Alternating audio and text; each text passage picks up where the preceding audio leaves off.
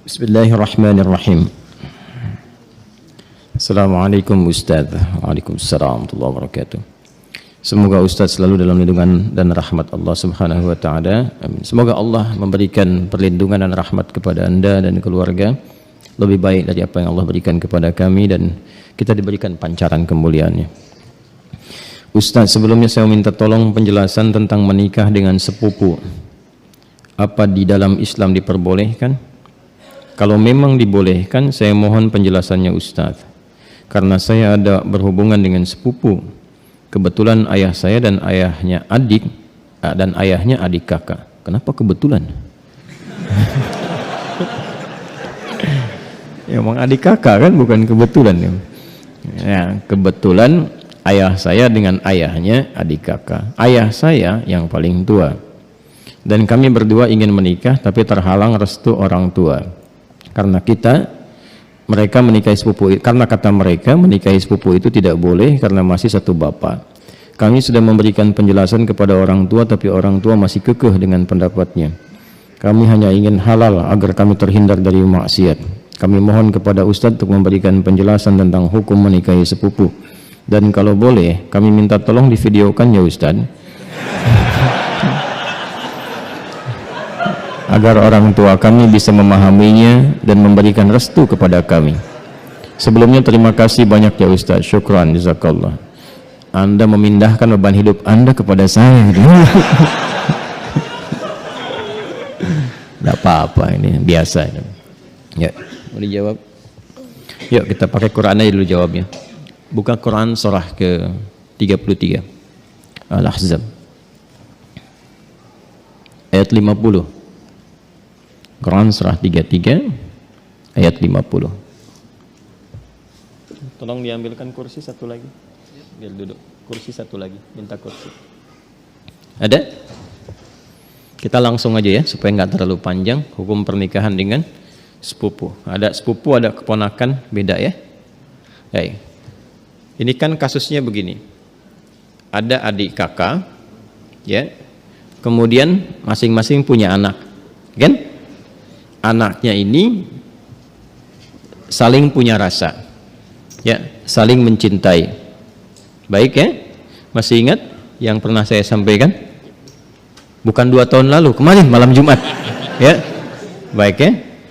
Dan rasa ini ingin disalurkan dalam bentuk yang halal untuk pernikahan. Menikahi yang yang dicintai, menikahi yang dicintai itu harapan. Tapi mencintai yang dinikahi itu kewajiban. Jelas? Baik ya? Nah, sekarang ada harapan enggak untuk menikahi yang dicintai itu? Dia punya rasa cinta antara sepupu ini, ya, anak dengan anak, maka boleh enggak hukum nikahnya? Yuk kita lihat di Quran ya, surah ke-33 ayat 50. Ada ayatnya? Dibaca. A'udzubillahi minasyaitonirrajim. Bismillahirrahmanirrahim. Ya ayyuhan nabiyyu inna ahlalna laka baik azwajaka allati ataita ujurahunna wa ma malakat baik yaminuk mimma afa Allahu alaih. Setelah itu wa banati ammika wa banati ammatika wa banati khalika wa banati khalatika. Terus ya, sampai situ dulu karena sesuai pertanyaan. Baik kan? Wa mar'atan mu'minatan in wahabat nafsaha lin nabi ya.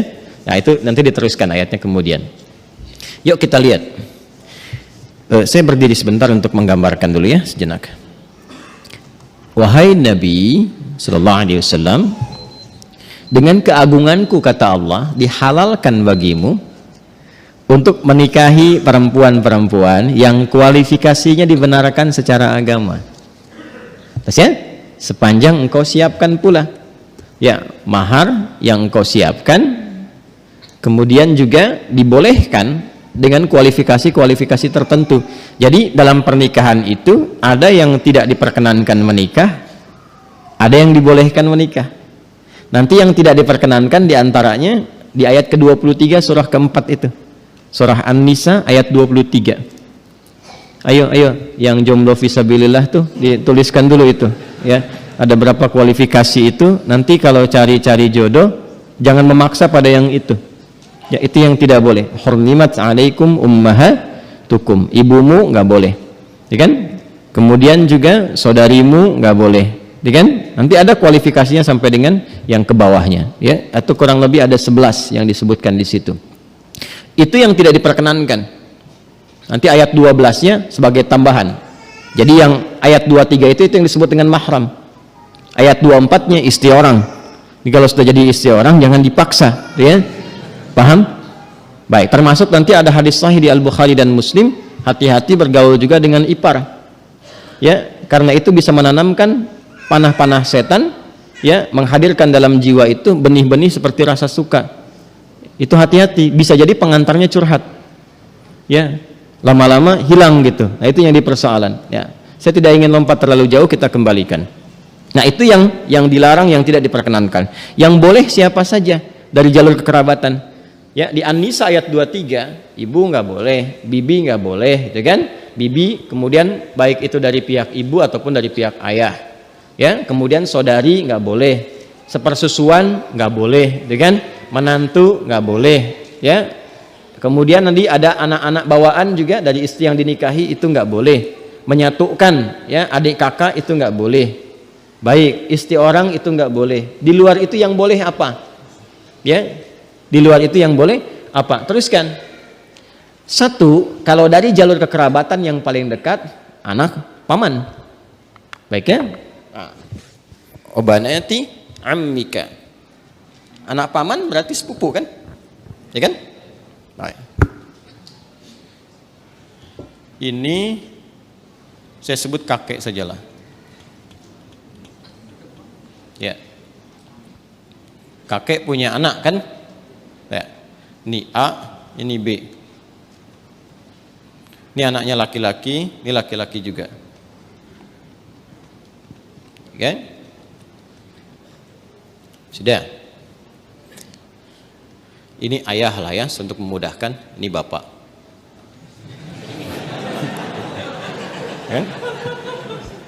Kan punya anak kan? Berarti jadi ayah. Itu punya anak berarti bapak. A-nya apa? Ayah. B-nya bapak. Jelas? Nah, ini punya anak. Baik ya? Ini X. Yang ini ya kan? Ini Y. Baik.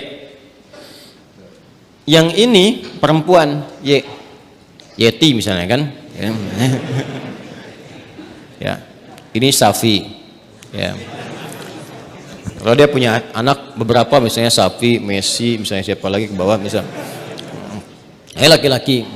Ini perempuan. Nah, ini sepupuan kan? Ini kan? Ya, halo? Ini dengan ini sepupu ya? Baik. Nah, ini Yeti dengan Safi ada rasa saling mencintai.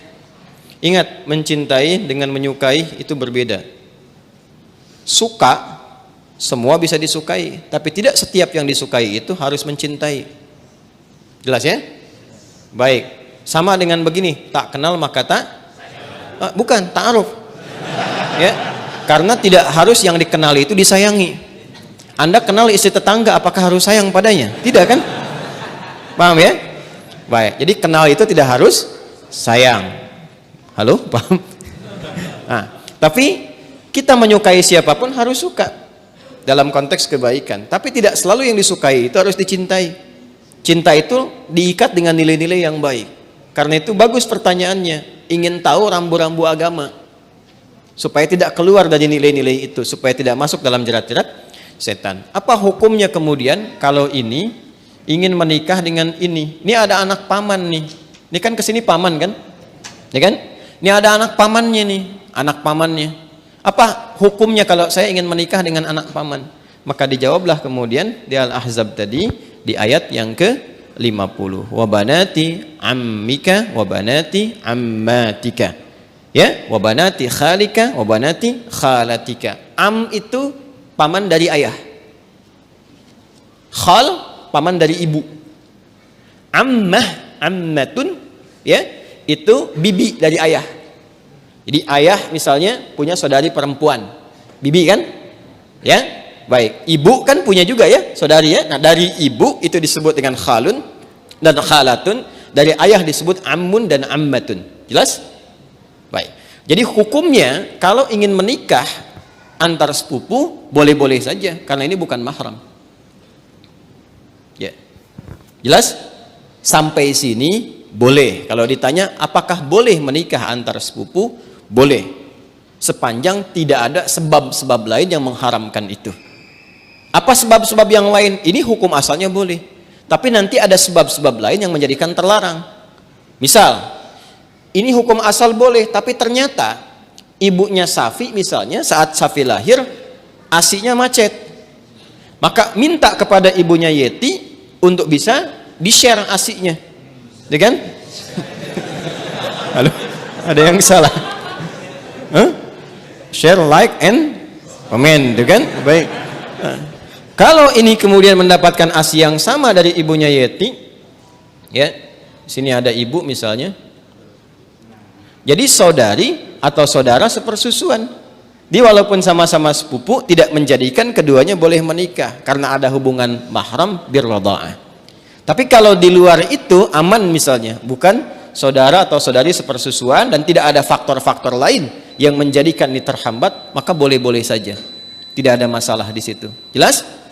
Sekalipun ada kebolehan, tapi tetap ditempuh dengan cara yang terhormat. Ya, jadi tidak boleh misalnya kawin lari, capek, sambil lari nikah gitu kan?